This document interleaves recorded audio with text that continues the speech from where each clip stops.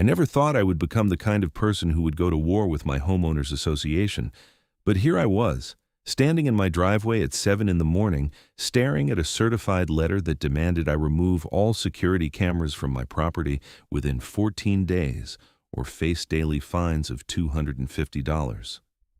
The letter was signed by Patricia Morrison, the president of the Meadowbrook Hills HOA in Scottsdale, Arizona, and it made my blood boil in a way I had not experienced since my divorce 3 years ago. My name is Grant Bishop, and I am a 42-year-old software engineer who works remotely from my modest 3-bedroom ranch-style home. After my marriage fell apart and I lost half of everything I owned, I scraped together enough money to buy this place in what I thought would be a quiet, peaceful neighborhood where I could rebuild my life. The house was not fancy, but it was mine, and I took pride in maintaining it. I kept the lawn trimmed, the exterior painted, and I never left my trash cans out past collection day. I was a model homeowner by any reasonable standard. The security cameras had been installed 6 months earlier after a string of break-ins hit our neighborhood. 3 houses on my street alone had been burglarized, and the police seemed unable to catch whoever was responsible. I had expensive computer equipment for work, plus some family heirlooms that meant the world to me after losing so much in the divorce. So I did what any reasonable person would do and installed a comprehensive security system with 4 cameras covering my driveway, front door, backyard, and side gate. They were professionally installed, discreet, and angled to only capture my own property. I made absolutely certain they did not point at my neighbors' homes or yards. For 6 months, nobody said a word. Then, Patricia Morrison moved into the neighborhood and took over as HOA president, and suddenly everything changed. I had met Patricia exactly once, about 3 weeks after she moved in 2 doors down from me. She was in her late 40s, with shoulder-length blonde hair that looked like it required daily salon visits, and the kind of pursed lip expression that suggested she perpetually smelled something unpleasant. She had knocked on my door on a Saturday afternoon while I was trying to enjoy a rare day off, clipboard in hand and a fake smile plastered on her face. "Hello, you must be Grant," she had said without waiting for confirmation. "I am Patricia Morrison, the new HOA president. I'm just going door to door introducing myself and making sure everyone is aware of our community standards." I had been polite, shaking her hand and assuring her I was familiar with the HOA rules. I had read them thoroughly before purchasing the house. "Wonderful," she had replied, her eyes scanning past me into my home as if conducting an inspection. "I notice you have security cameras. Those were not approved by the board." "I installed them after the break-ins last year," I explained. "They only record my property, so they should not violate any privacy concerns." Her smile had tightened. "We will see about that. I will need to review the matter with the board. Have a lovely day." And that was it. 3 weeks later, I got the letter. I spent that entire Sunday researching Arizona HOA laws and our community's covenants, conditions, and restrictions, which everyone just called the CC and RS. What I discovered made me even angrier. Nothing in our CC and RS explicitly prohibited security cameras. There was a vague clause about not making exterior modifications without board approval, but security cameras in Arizona were generally protected under state law as a reasonable security measure. Multiple court cases had established that HOAs could not ban them outright, though they could impose reasonable restrictions on placement and visibility. Monday morning, I called the number listed at the bottom of the letter. A bored-sounding woman answered on the 4th ring. "Meadowbrook Hills HOA. This is Denise speaking." "Hi, Denise. This is Grant Bishop from 847 Saguaro Lane. I received a letter demanding I remove my security cameras, and I would like to speak with someone about it." There was a pause and the sound of typing. "You will need to speak with Patricia Morrison, the president. She handles all enforcement issues." "Can you transfer me to her?" "She does not take calls on Mondays. You can email her at the address on the letter, or you can attend the next board meeting on the 15th. The 15th was 2 weeks away, and my deadline to remove the cameras was 14 days from the date of the letter, which had been mailed 5 days ago. That gave me 9 days. "This does not give me enough time," I said, trying to keep my voice level. "The deadline is before the next meeting." "Those are the policies, sir. Have a nice day." She hung up before I could respond. I sent a carefully worded email to Patricia that afternoon explaining that my cameras were legal under Arizona law, that they only monitored my property, and that I would be happy to discuss the matter at the next board meeting. I asked for an extension of the deadline until the meeting could take place. I kept everything professional and factual, attaching links to the relevant state statutes and court cases. Patricia responded within an hour. Her email was curt and condescending. Mr. Bishop, the board has determined that your cameras violate our community standards regarding privacy and aesthetics. This decision is final.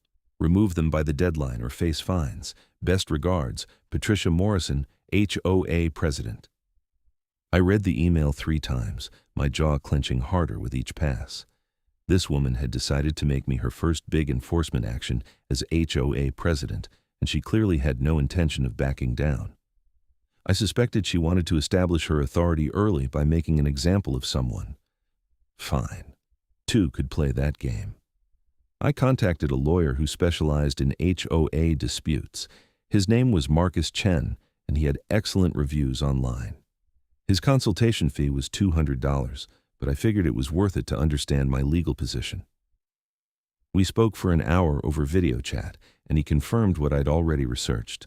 Arizona law protected my right to have security cameras on my own property as long as they were not unreasonably intrusive. The HOA could not simply ban them without a legitimate reason related to safety or actual privacy violations. The problem is that fighting an HOA can be expensive and time-consuming, Marcus warned me. Even when you are in the right, they can drag things out and pile on fines. Some people just give in because it is not worth the hassle. What if I ignore the letter and let them fine me? I asked. They can place a lien on your property if the fines get high enough. Eventually, they could even foreclose. HOAs have a lot of power in Arizona. So what do you recommend? Document everything. Keep your cameras exactly where they are. If they fine you, do not pay. Let them take you to court if they want. A judge will likely side with you, and then you can potentially recover your legal costs, but be prepared for this to get ugly. I thanked Marcus and paid his fee. Then I sat down and drafted a formal response to Patricia's email, citing the specific Arizona statutes that protected my cameras and informing her that I would not be removing them. I stated that I looked forward to discussing the matter at the board meeting and that I hoped we could resolve this amicably. I copied the email to every board member whose email address was listed on the HOA website. Patricia did not respond. Nobody on the board responded. 9 days later, on a Thursday morning, I found another certified letter in my mailbox. This one informed me that I was being fined $250 per day, effective immediately, for failure to comply with the camera removal order. The total as of that day was $2,250. I was furious, but I followed Marcus's advice and documented everything. I took photos of the letter, saved all emails, and made detailed notes with dates and times. I also backed up all of my security camera footage to multiple cloud storage services, just in case. The board meeting on the 15th was held in the community clubhouse, a small building near the neighborhood entrance that also housed a gym and a pool. I arrived 15 minutes early and found about a dozen other homeowners already there, sitting in folding chairs facing a table where 5 board members sat. Patricia was in the center, looking composed and confident in a cream-colored blazer. The other board members looked less certain, occasionally glancing at Patricia as if waiting for instructions. I took a seat in the back row and waited. The meeting started with routine business, approvals for a few paint colors and a discussion about pool maintenance. Then Patricia cleared her throat and announced that they would be addressing compliance issues. We have several homeowners who are currently in violation of our community standards, she began, looking down at a paper in front of her. I want to remind everyone that these rules exist to maintain property values and ensure a pleasant living environment for all residents. She went through a list of minor violations, things like garbage cans left out too long or lawn maintenance issues. Then she got to me. Grant Bishop of 847 Saguaro Lane has refused to remove unauthorized security cameras from his property despite multiple requests from the board. As of today, Mr. Bishop owes the association $2,500 in fines. I raised my hand. Patricia looked at me with barely concealed irritation. Yes, Mr. Bishop? I stood up, keeping my voice calm and professional. I would like to address the board about this matter. I believe there has been a misunderstanding about the legal status of my cameras. There is no misunderstanding, Patricia said coldly. You failed to get board approval before installing them. Under Arizona Revised Statute 33-1808, homeowners have the right to install security cameras on their property, I replied. The statute explicitly limits an HOA's ability to restrict them. My cameras only record my own property and do not violate anyone's privacy. One of the other board members, an older man named Harold, leaned forward. Is that true, Patricia, about the state law? Patricia's jaw tightened. The statute allows for reasonable restrictions, which is exactly what we are imposing. Mr. Bishop's cameras are unsightly and create privacy concerns for the neighborhood. They are small, black, and mounted discreetly, I said. And again, they only point at my property. I have the footage to prove it. I would be happy to show the board. That will not be necessary, Patricia snapped. The board has made its decision. Did the whole board vote on this? I asked, looking at the other members. Because I only received communication from you, Patricia. Harold and two other board members exchanged glances. A younger woman named Susan spoke up hesitantly. We discussed it briefly at last month's meeting. Patricia said it was a clear violation of our aesthetic standards. Was there a formal vote? I pressed. The room fell silent. Patricia's face reddened slightly. We operate on consensus, she said stiffly, and the consensus was that the cameras needed to go. I would like to request a formal vote by the full board with the opportunity to present my case, I said. That seems like basic fairness. Harold nodded slowly. That seems reasonable, Patricia. Maybe we should table this until next month and let Grant make a proper presentation. Patricia looked like she wanted to argue, but three other board members were nodding in agreement. She was being outvoted, and she knew it. Fine, she said through gritted teeth. We will revisit this at next month's meeting, but the fines stand until the matter is resolved. Actually, I said, pulling out a printed copy of the statute I had referenced, continuing to fine me while the matter is in dispute could open the HOA up to liability. I would recommend suspending the fines until after next month's meeting.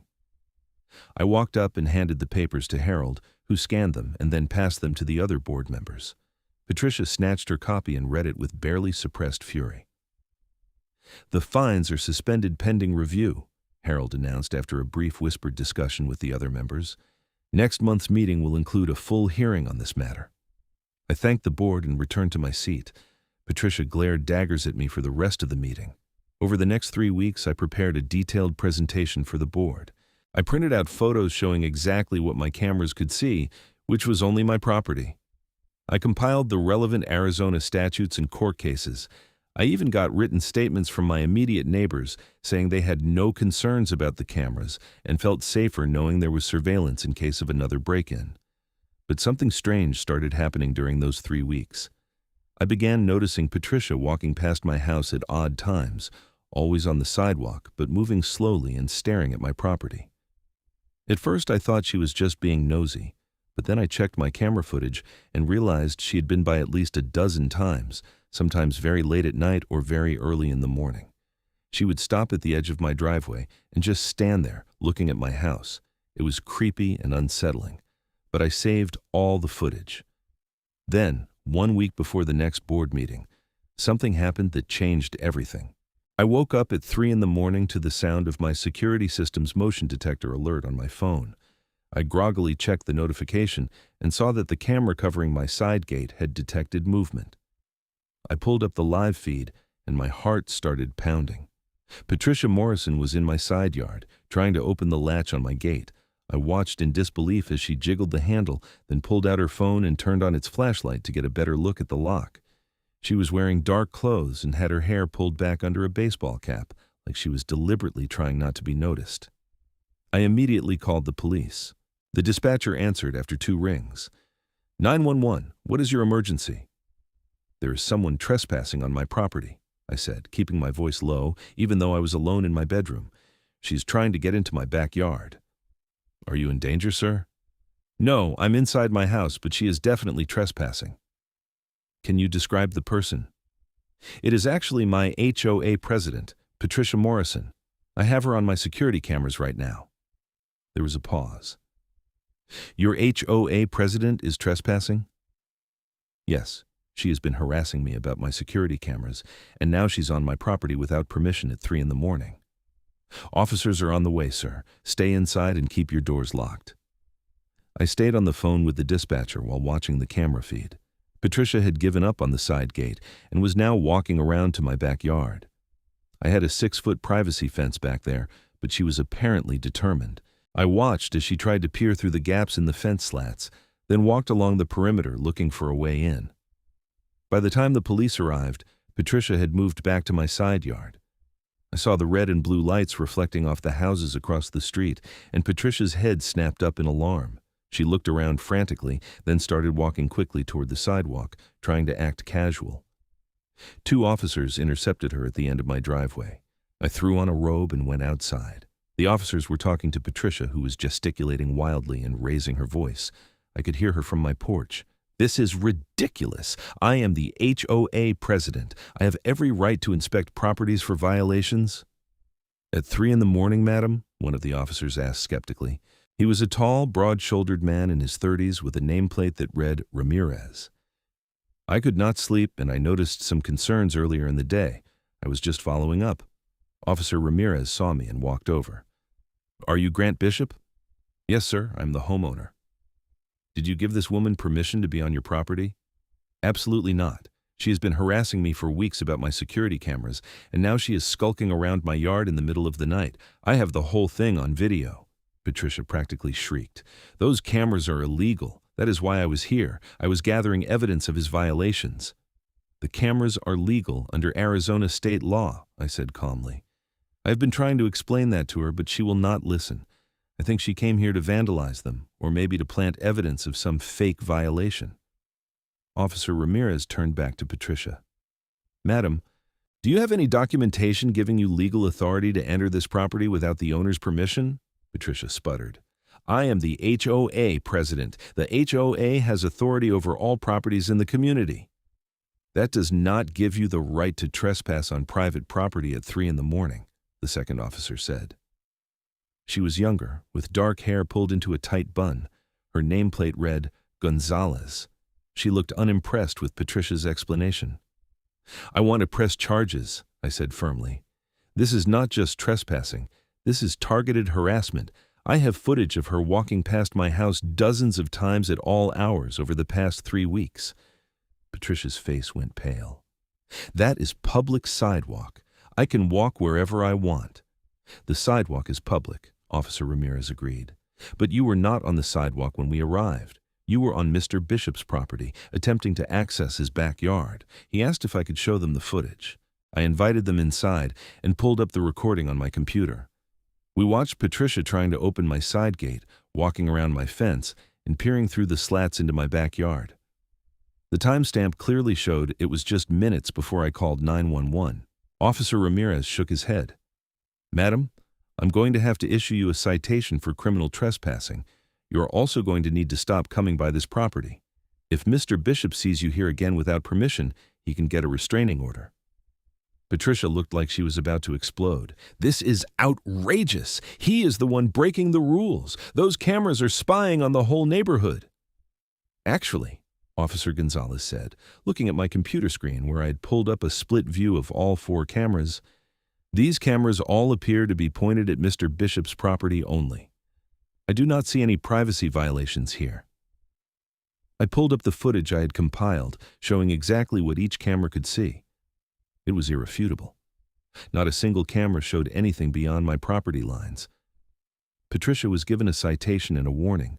She left in a huff, shooting me a look of pure hatred as she stalked off toward her house 2 doors down.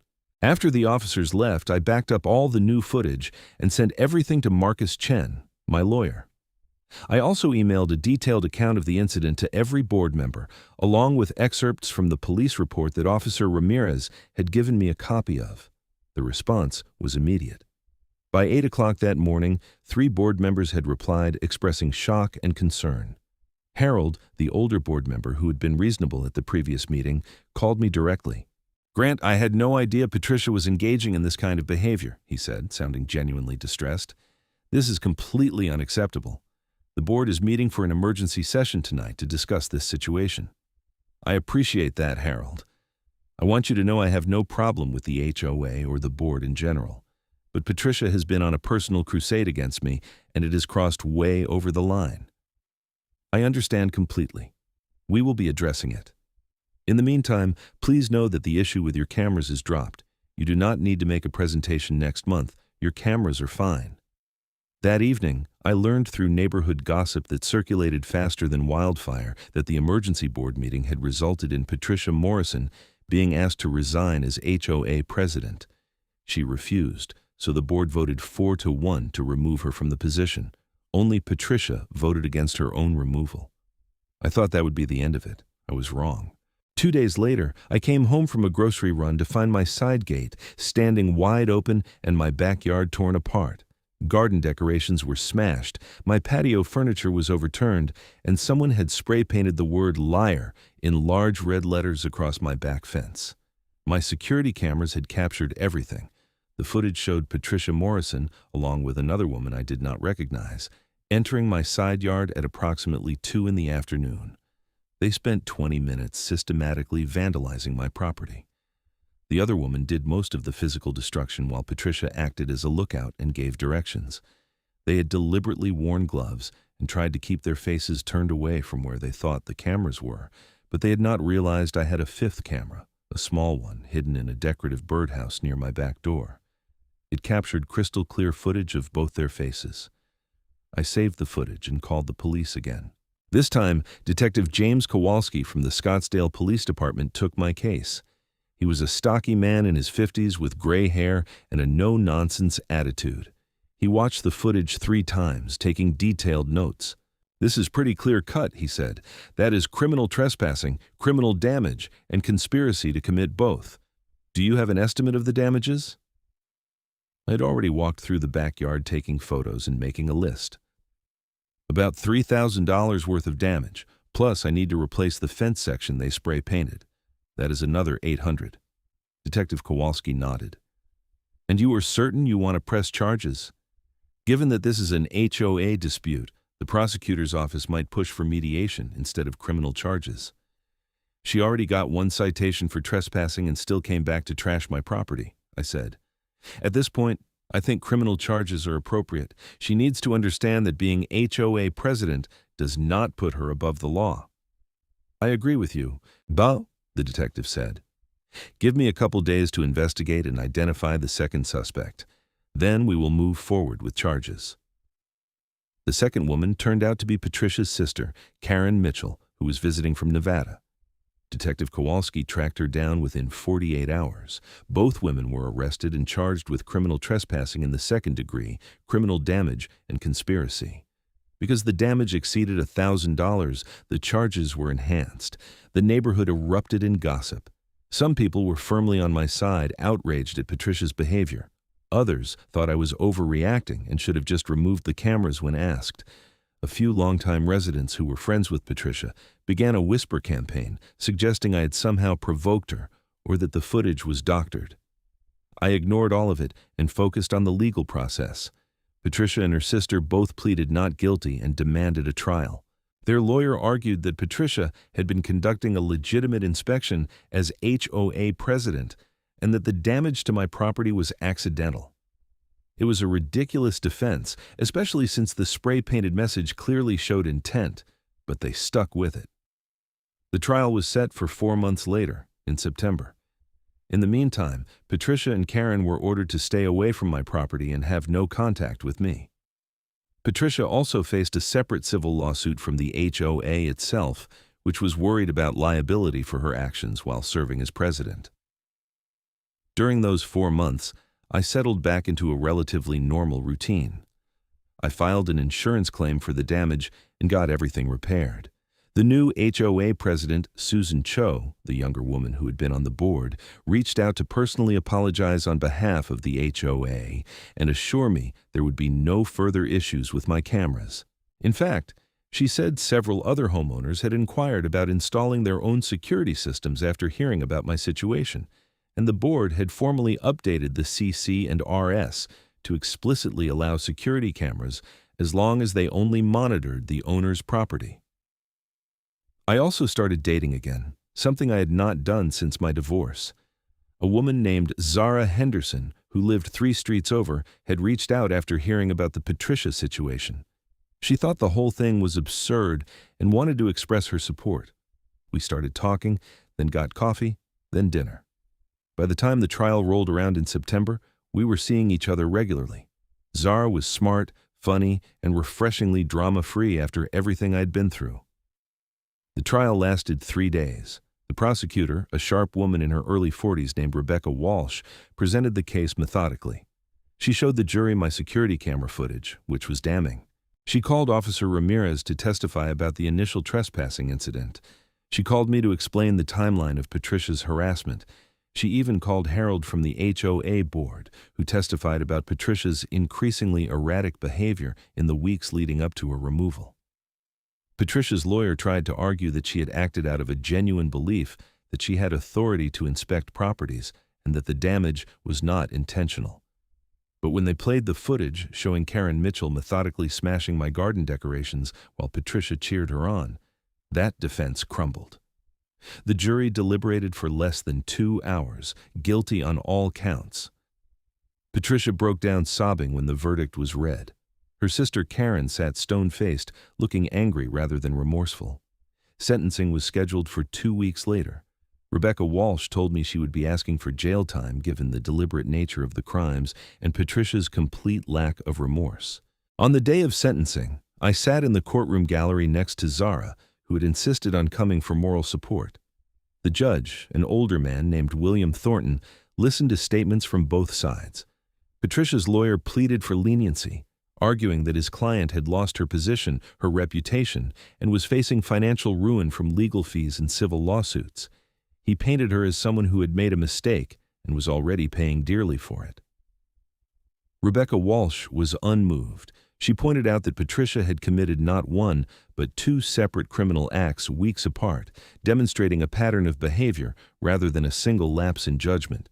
She noted that Patricia had shown no genuine remorse and had, in fact, continued to maintain she was somehow justified in her actions.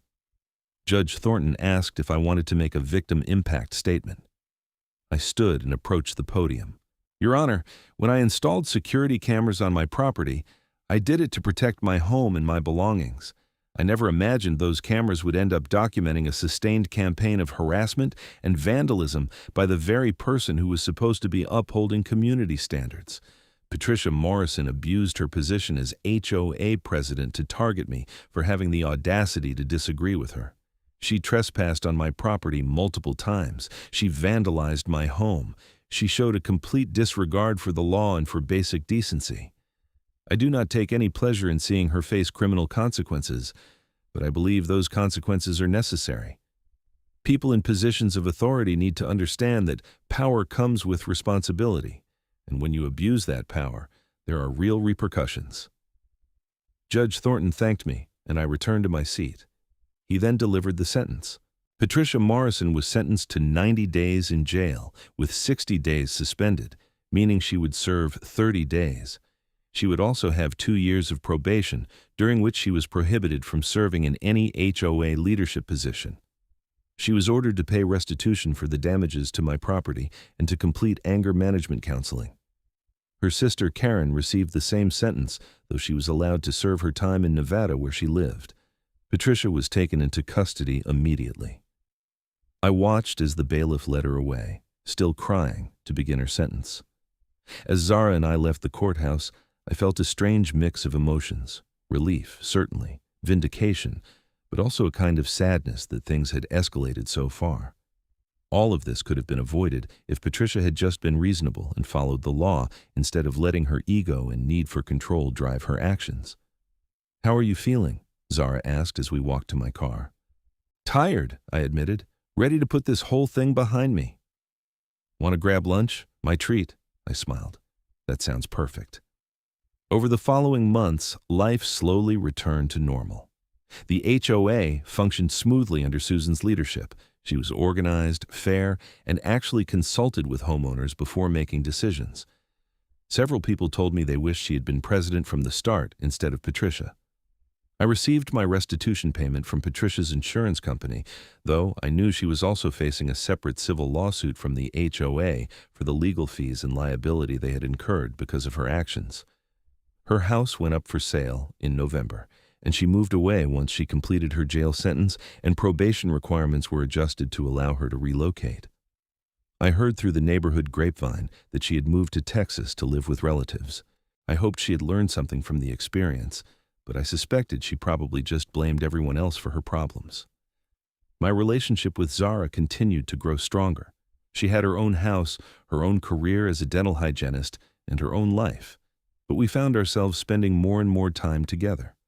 She had a great sense of humor about the whole HOA situation and jokingly referred to my security cameras as the best investment you ever made. She was not wrong. In December, about a year after the initial letter demanding I remove my cameras, I was invited to speak at a community meeting about home security. Several other neighborhoods in Scottsdale had heard about my case and wanted to know more about their rights regarding security systems. I gave a presentation about Arizona law, about choosing and installing cameras properly, and about standing up for your rights even when it is difficult and stressful. After the presentation, a man in his 60s approached me. He introduced himself as Robert and explained that his HOA was trying to force him to remove solar panels from his roof, despite state laws protecting renewable energy installations. "I am dealing with pretty much the same thing you went through," he said. "Did you ever regret fighting back instead of just giving in?" I thought about it for a moment. "No," I said honestly. "It was stressful, and it took time and money, but it was worth it, not just for me, but for everyone else in my neighborhood who wanted security cameras but were afraid to install them. Sometimes you have to stand up to bullies, even when they are hiding behind rules and regulations that they are misinterpreting or abusing. The law is on your side with the solar panels, just like it was with my cameras. Do not let them intimidate you." Robert thanked me and said he was going to contact Marcus Chen, the HOA lawyer I recommended. As I drove home that evening, I thought about everything that had happened over the past year, the stress, the anger, the legal battles, but also the unexpected positive outcomes. I'd stood up for my rights and won. I'd met Zara, I'd helped other homeowners understand their rights, and I had learned that sometimes the things that seem like disasters in the moment can lead to growth and positive change. My security cameras were still in place, still recording, still protecting my property. They had done exactly what I installed them to do, though in ways I never could have anticipated. Every time I checked the footage now, I felt a sense of security that went beyond just physical protection. They represented something bigger, a reminder that you do not have to be pushed around, that the law protects reasonable people who stand their ground, and that bullies eventually face consequences for their actions. I pulled into my driveway, the camera above my garage silently recording as always. I grabbed my laptop bag from the passenger seat and headed inside, already looking forward to a quiet evening. Zara was coming over later to watch a movie, and I was going to make dinner. Simple, normal, peaceful. It was exactly what I needed. The following spring, almost 18 months after the initial confrontation with Patricia, I got a call from Rebecca Walsh, the prosecutor who had handled the criminal case. She asked if I would be willing to testify before a state legislative committee that was considering reforms to HOA governance in Arizona.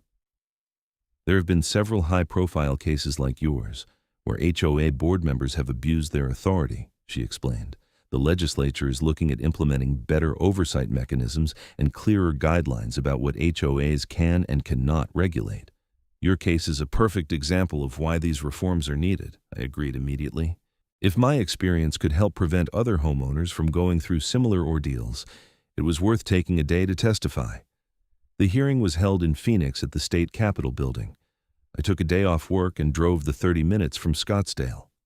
Zara came with me, insisting she wanted to see me testify before the government like some kind of citizen hero, as she jokingly put it. The committee room was smaller than I expected, with about 15 legislators seated in a curved row facing a podium for witnesses. There were maybe 30 people in the gallery, including several people I recognized from news coverage of other HOA disputes around the state. When it was my turn to speak, I walked to the podium and introduced myself. I then spent 10 minutes outlining what had happened, from the initial demand to remove my cameras through Patricia's trespassing and vandalism, to the criminal trial and conviction. I brought printed packets of information for each committee member, including photos of the damage, excerpts from the relevant laws, and a timeline of events. The problem is not that HOAs exist or that they have rules, I concluded. The problem is that there is currently very little oversight when board members abuse their authority.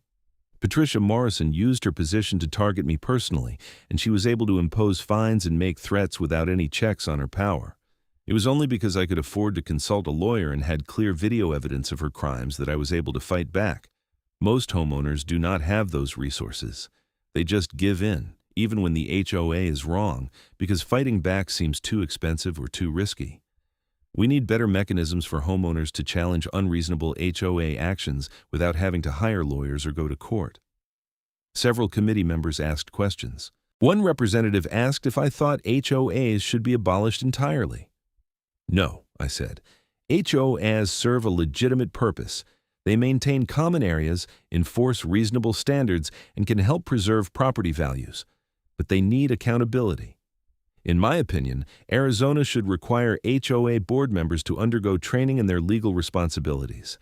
There should be an easier dispute resolution process, maybe through the Attorney General's office, where homeowners can challenge HOA decisions without going to court. And there should be real consequences for board members who abuse their authority, including personal liability in some cases. The hearing lasted about 3 hours total, with multiple witnesses sharing their own HOA horror stories. A woman testified about being fined thousands of dollars for planting the wrong type of flowers. A man described how his HOA had placed a lien on his home over a $50 unpaid fee that he never received notice about. An elderly couple explained how they were threatened with foreclosure because their lawn was allegedly a quarter-inch too long, though they had measurements proving it was within the allowed height.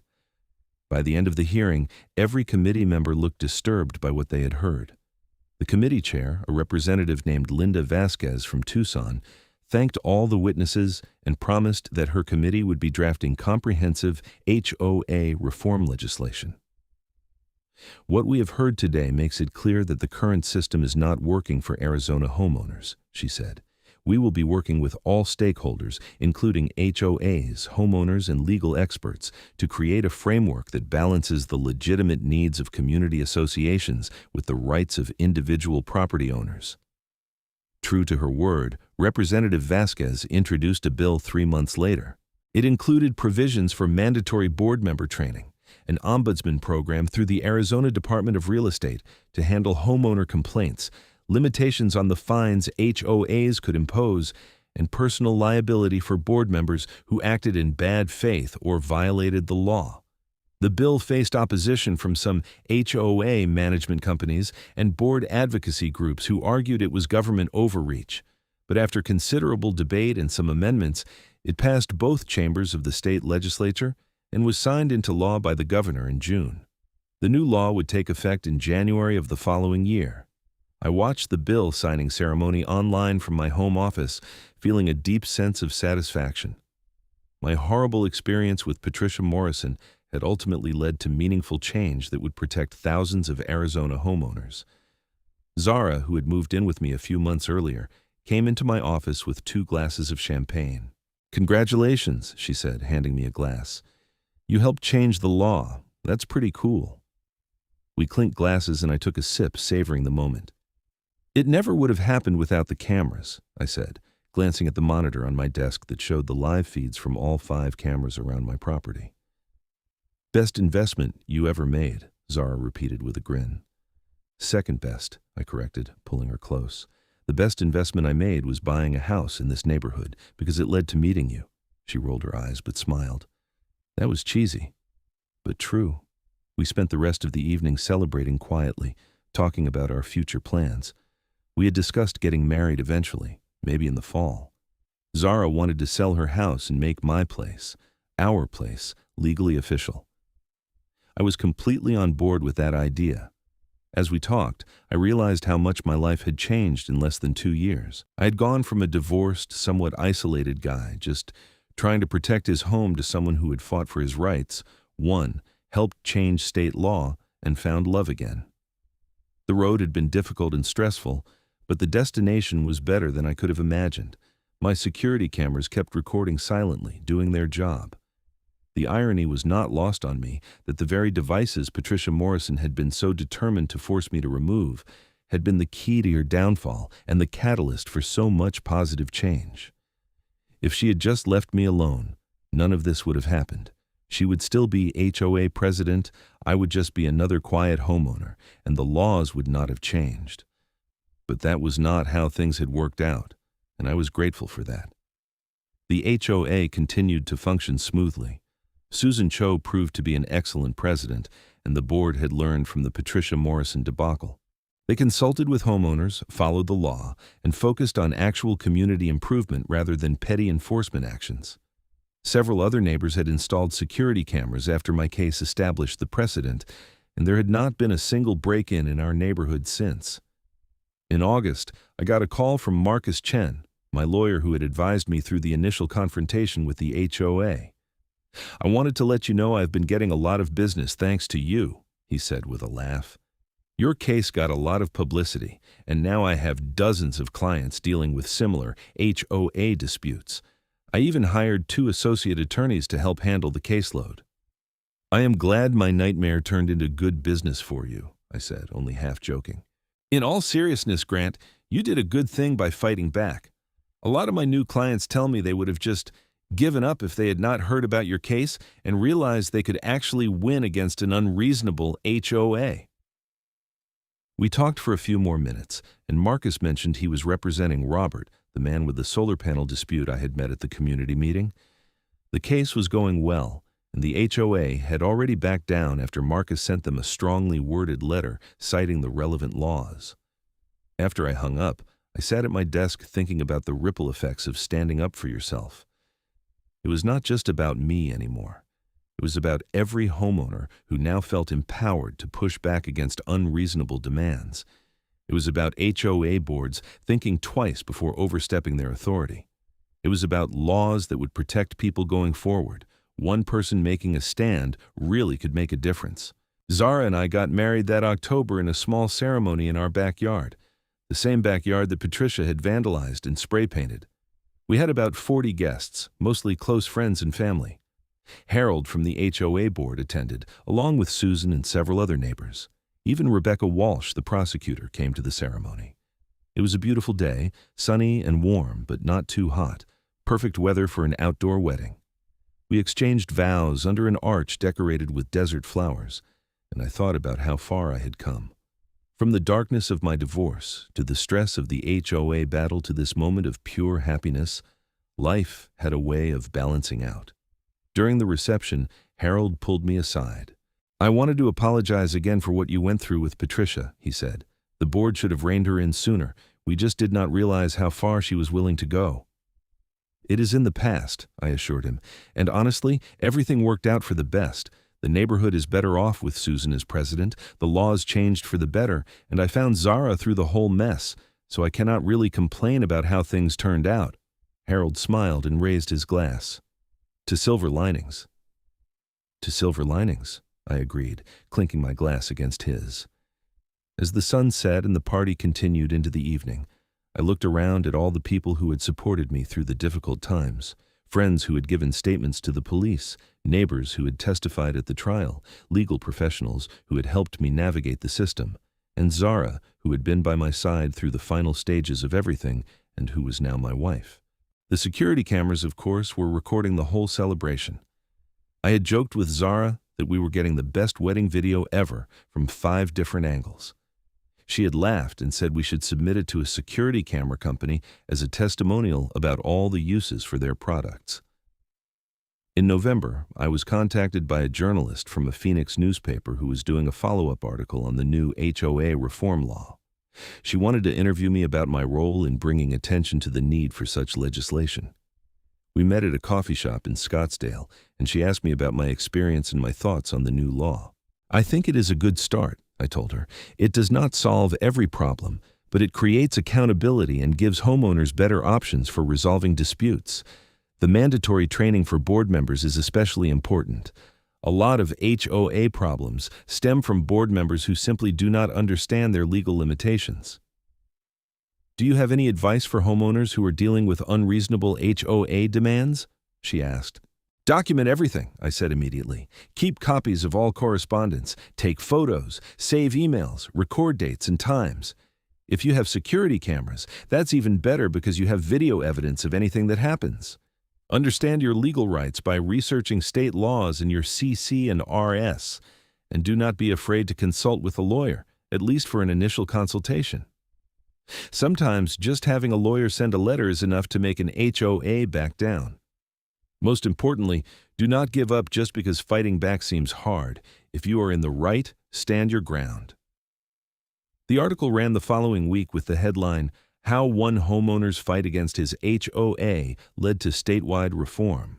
It included photos of me standing in front of my house, my security cameras visible in the background. The article generated hundreds of comments online, most supportive, though a few people insisted HOAs should have unlimited power to enforce whatever rules they wanted. I did not engage with the negative comments. I had learned during the whole ordeal that you cannot convince everyone, and some people will always side with authority regardless of whether that authority is being abused. But the overwhelming response was positive, with dozens of people sharing their own HOA stories and thanking me for helping bring about change. As winter arrived and the holidays approached, I reflected on the journey I had been on. 2 years earlier, I had been a newly divorced man just trying to protect my home with some security cameras.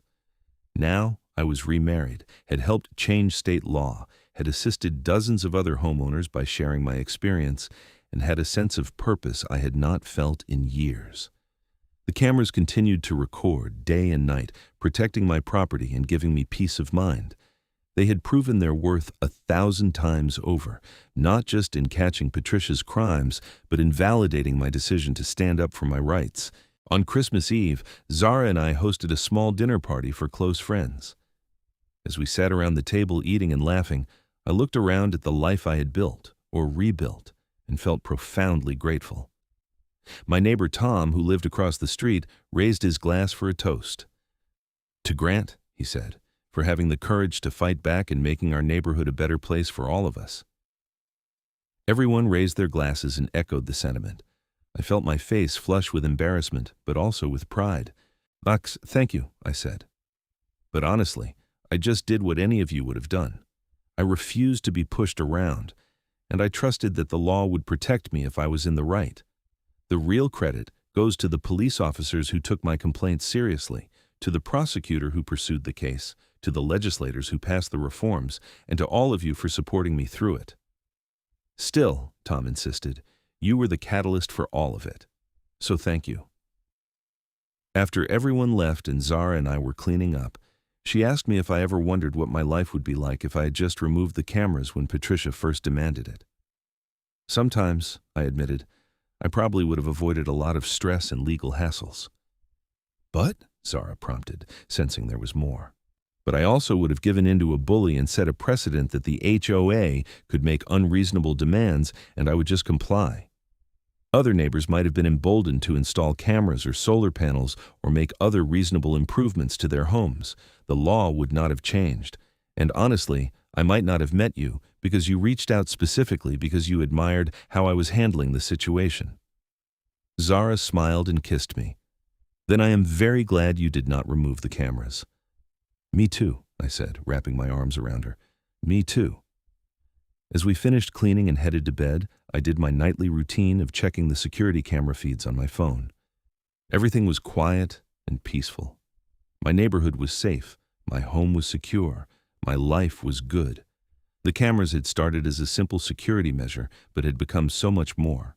They were a symbol of standing up for what was right, of refusing to be intimidated, and of trusting that justice would prevail when you had truth on your side. I turned off my phone and settled into bed next to my wife, feeling content and at peace. The cameras would keep watch while I slept, just as they had every night for the past 2 years.